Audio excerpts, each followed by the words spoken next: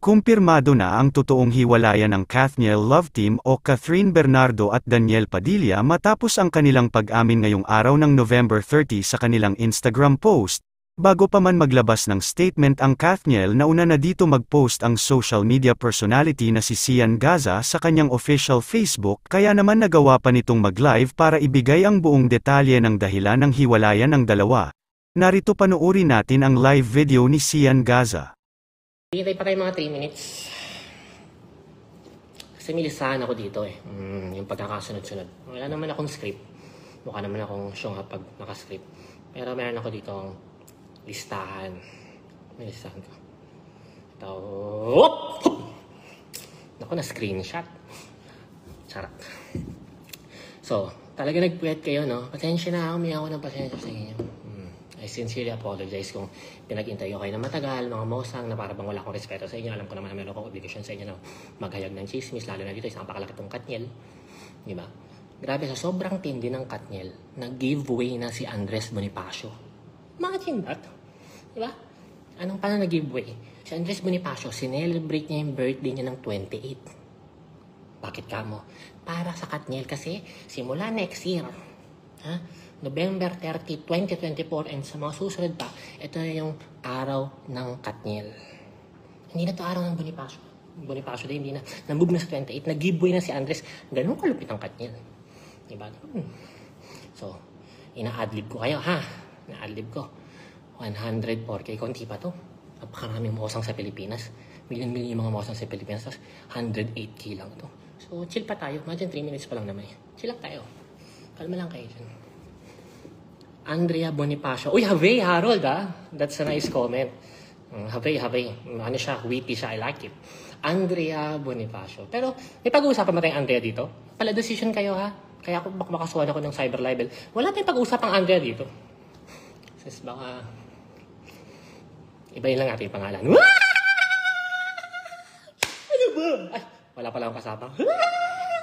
Okay, ipakboy ulit tayo.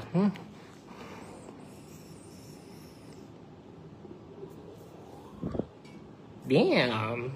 Nice, bro. Ship. Sarap. Okay. 1 minute. Mag-i-start na tayo, ha? 23. Bilang respeto sa mga nagpuyat. 23:35. So, that's 00. 23:34. 00:34.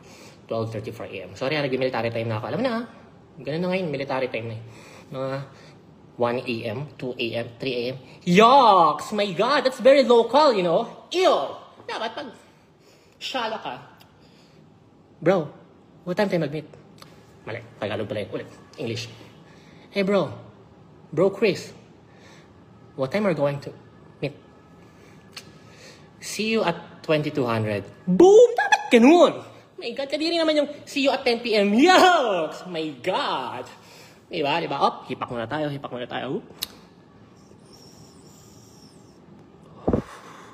Okay, simula na. 146,000. Screenshot ko lang to. Ay, wag na kayo na mag-screenshot. Hi, friends. Friends, screenshot niyo yung viewers ko, ha? Kasi ayaw ko baka magulo. Pinantay ko tayo. Nakita yung spotlight sa likod ko. Nakita niyo? Pinantay ko yung mabuti. Panagandaan kayo. Okay, first topic. Handa na bang lahat? Kumars! Kumapit ka na! My God! Ano, nakatulog ba kagabi? Alam mo, tawang-tawa ako Ay, simula na to, hoy. Baka may ginagawa pa kayo dyan. Start na to. Hindi na to adlib. Ulit. Alam mo, tawang-tawa ako kahapon Kahapon ba? I mean, kanina, tawang-tawa ako. Binash-bash pa ako ng mga Katniel fans. Sinungaling ka naman! Scammer! May kaso ko nga sa Pilipinas. Ba't kami maniniwala? Seriously kang scammer! Tapos bigla nag-post yung Katniel. Si Catherine na si Imagine the movie. Katniel. Sobrang satisfying. Ang tanong ngayon. Ito na ang tanong ng bayan. Siyan, paano mo ba nalaman?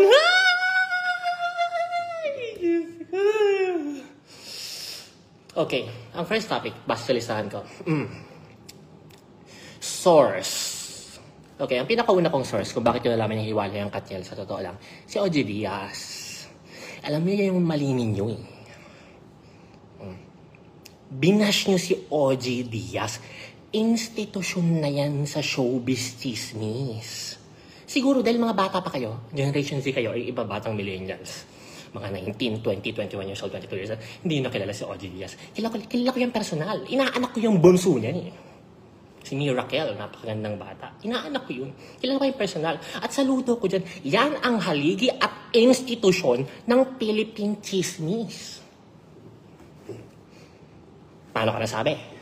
Alam niyo bang ako, 30 years old, pinanganak ako 1993, pero 1992 pa lang, meron ng show sa TV si OG Diaz about chismis sa mga artista.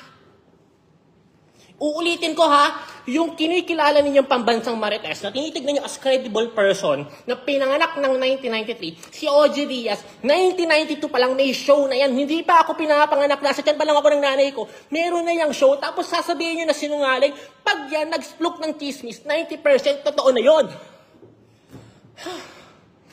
Igil ako. Ang kaibahan lang namin, anong kaibahan namin, OG Diaz? Kasi ako yung naging pambansang Marites niya after branding myself for the past few years. Na talagang pagsisiyan ka sa nag-chismis, papaniwalaan namin to. Kahit convicted scammer pa yan, kahit kilala yung criminal dito at scammer, talagang pagdating sa chismis, maniniwala kami dyan. Yun yung kaibahan. Pero kung usaping background na hindi nalalaman, grabe yung si OG Diaz. So doon ako nag-idea. Sabi ko, uy, perfect opportunity to. Sabi ko. Kasi ang dami na nagpapanggap ng Marites eh. Kaya naman nag-hiatus ako for about 2 to 3 months. Tapos nagulat na lang ako. Pagbalik ko sa social media, nag-hiatus ako eh. Nanahimik ako ng end of August until end of October. Nag-hiatus ako. Tapos pagbalik ko ng November, ang dami na nagpapanggap. Naapakan yung ego ko eh. Sabi ko, bumabranding kayo ng Marites ha. Sabi ko, sige. Gagamitin ko tong issue ng Katniel breakup para ipakilala kung sino talaga ako at ako ang nag-iisang pambansang Marites. Kaya doon ako nag-interest. Ngayon, syempre, hindi naman tayo pwedeng focus lang kay OG Diaz. Pag sinabi niya, yung source lang niya or siya lang talaga, yun lang yung papaniwalaan. Hindi naman pwedeng ganun. So ako, ang ginawa ko, dami kong kinontak, Imagine, nasa Paris ako, chinecheck yung mga Aurora Borealis, saka yung Eiffel Tower, pero may mga kachat ako, break na ba yung Katniel? Whoop, hipak ko na, hipak. Ship. Okay. So, after confirming 4 sources, sino yung una? OG Diaz. Tama? Yun yung una eh. Pangalawa, pangatlo, pang-apat, hindi ko na pwedeng sabihin. Kasi I-protect my sources eh. Pero nung na-compare ko yung ika-apat, eto na, isa-set ko na yung date. Dapat mag-announce ang Katniel ng kanilang breakup November 30, Andres Bonifacio Day. Pero sabi ng mga sources natin, ayaw pa daw nila paalam sa mga Katniel fans. Matagal na pala, Mars. Hindi pala recently. Pero dinedelay lang nila yung announcement. Okay, maingay ha. Baka may makarinig eh. Atin-atin na lang ha. Okay lang ba? Matagal na palang break. Check ko lang baka may makarinig. Matagal na pala.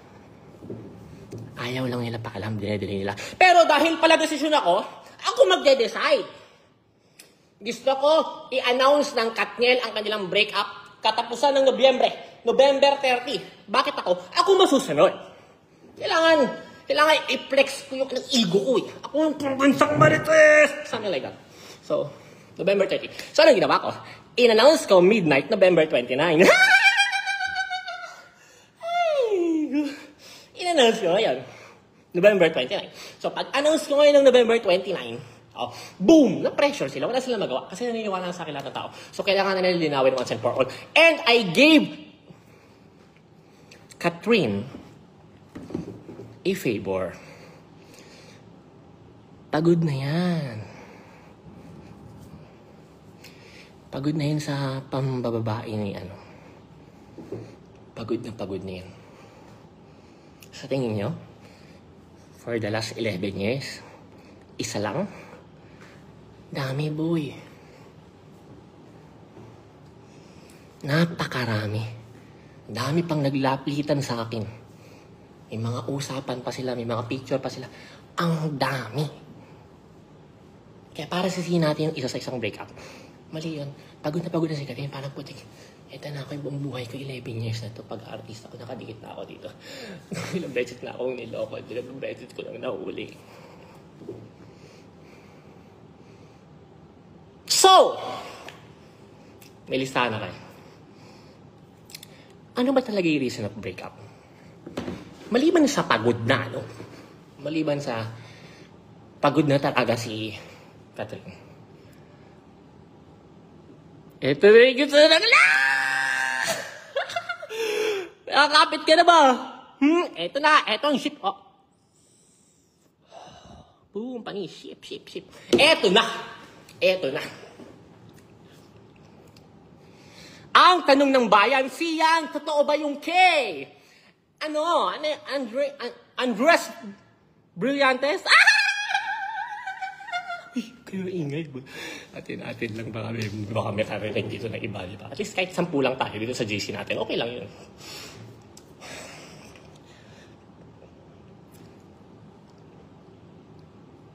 Nagkita daw eh. Nagkikita. Multiple times na. Lalo na yung after ng breakup nila ni Richie. Yan ang chika, ha? Hindi natin yan sure. Sila nakakaalam na katotohanan. Yun yung nasadap ko. Tapos, ito yung nakapagpapuno kay Catherine. Kaya binatawag, parang pagod na ako. Kaya lang na nag-break na sila few months ago. Ayaw pa rin sila pa-announce ng management. Negosyo yan, brad eh. Laking negosyo yan. Daang milyones yung value niyan. Tapos sa announce mo lang, na-break na kayo. Brad, branding yan, Katniel. Baka pansin, mahina 20 million. Tapos sa announce mo na break up. Of course not!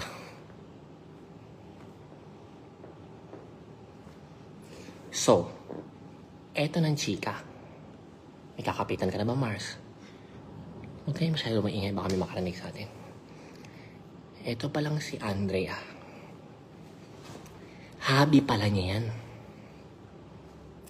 Paano ko nalaman? Mars, wag ka.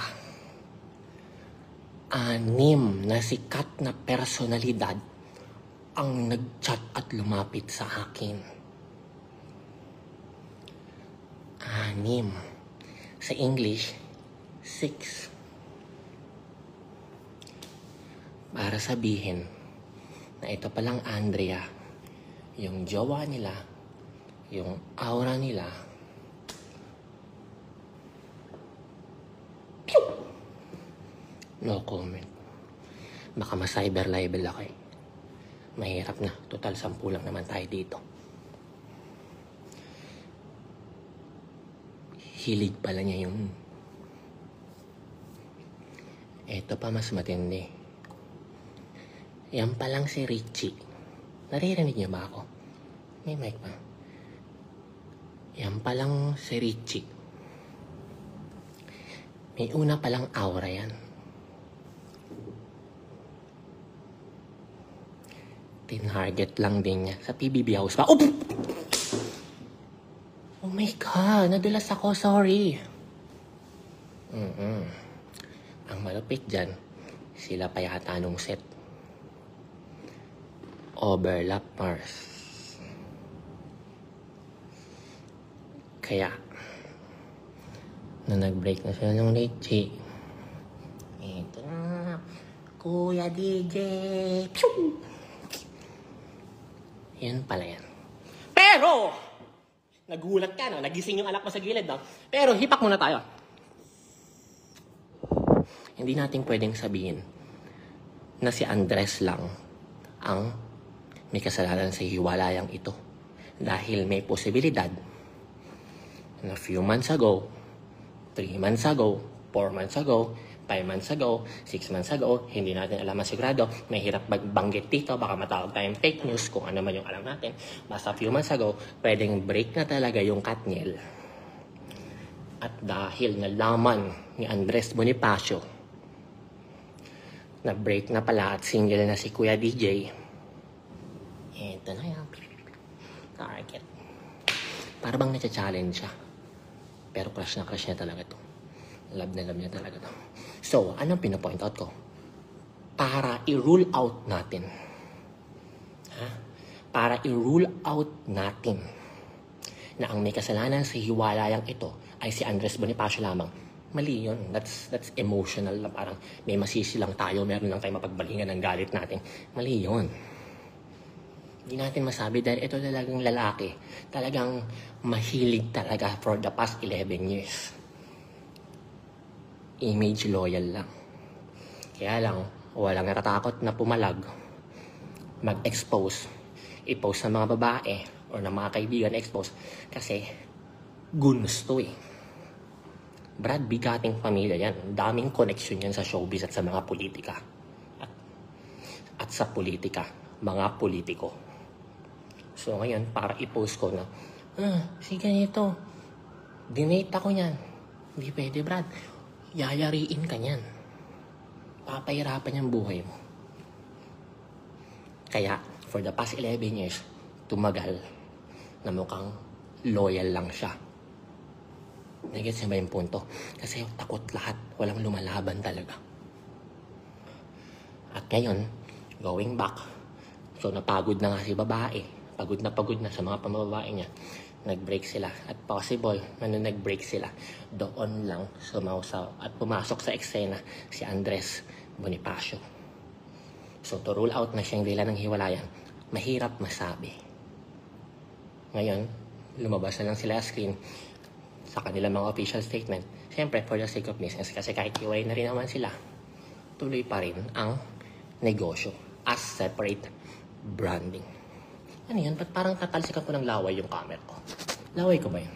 So, okay na mga Mars? Patiktingin ko na listahan ko. Okay na Mars. Salamat sa pakikinig. Huwag mo na lang sana ipagkalat, ha?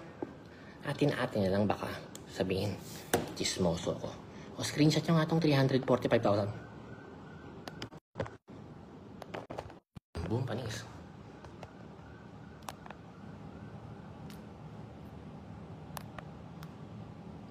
Mars! Anong chika natin dyan? Bye-bye!